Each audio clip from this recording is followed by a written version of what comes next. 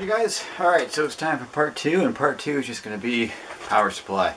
And this is vital for any kind of high-end system, is you want a good, solid power supply. So I did a lot of going through reviews, just reading everything, and for the price, the EVGA 600B is what I got. And they run anywhere between $65 and $100 depending on the sale. There's usually like a $20 mail-in rebate. That's what it looks like. And it just kicks the shit out of anything else in this price range, like by Asus or any other of the name brands out there.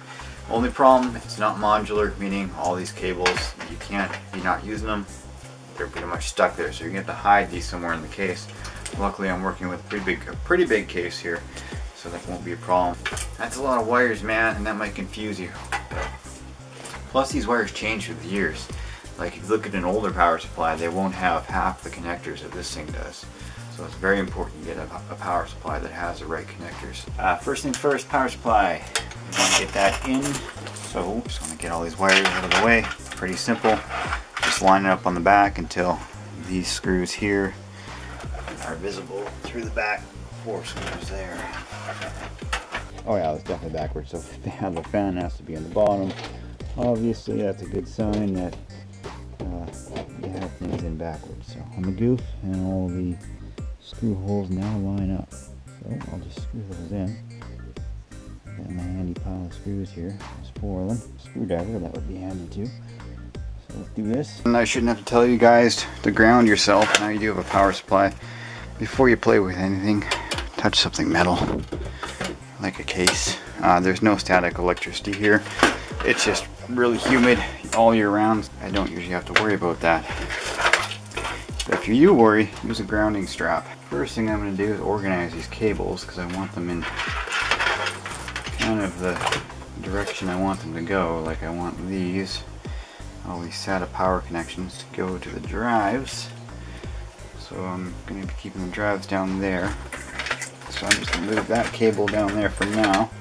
Totally forget about cable management at the point, just kind of get everything to where it needs to go. These two, those are for the motherboard. Right there. And as you can see, they only go in one way. So, right there. You can see the little clips on top. And then I do believe they just go down to the bottom here.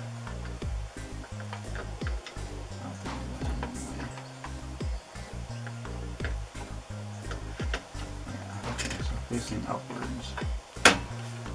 That's the way to go. And all of these things are marked too, so why is this being a pain?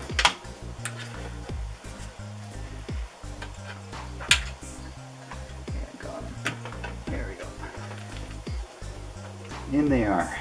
And we got this cable to hide somewhere. And we can bring down. That's more, there's a Molex on there, a couple Molexes, so I might be able to use those for fans, and I probably won't even need those right now. So I can tuck those up away above the CD-ROM, get them out of the way for now. Okay, this is for video, and that's the 2 6-pins, and my video card does require both of those because it's power hungry. And the beast, that's a 270X, so I'll hide those away until I put the video card in. And this is for the motherboard power. It's a 24 or 20 and a 4 to make it 24. And that just goes into this little slot here.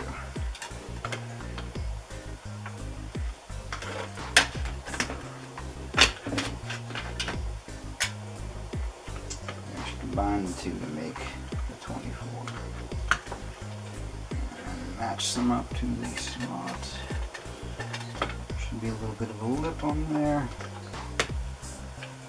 and yet again these only move in one way, so if it doesn't fit one way, push it the other way.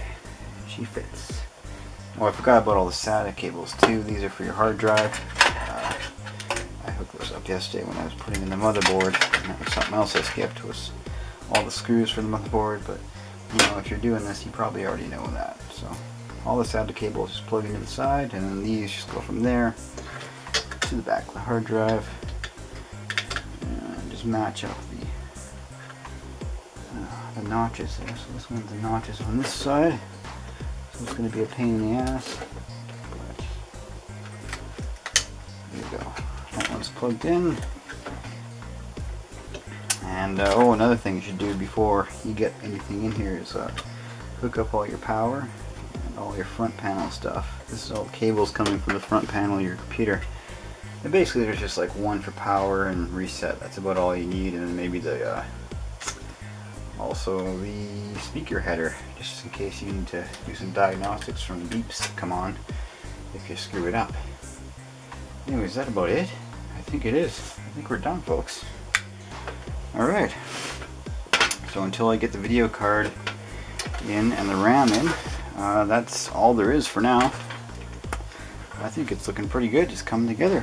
Still a bit messy, but next up we'll go for, what should we go for? I don't know. Putting in RAM, and then we'll clean it up, and we'll be done.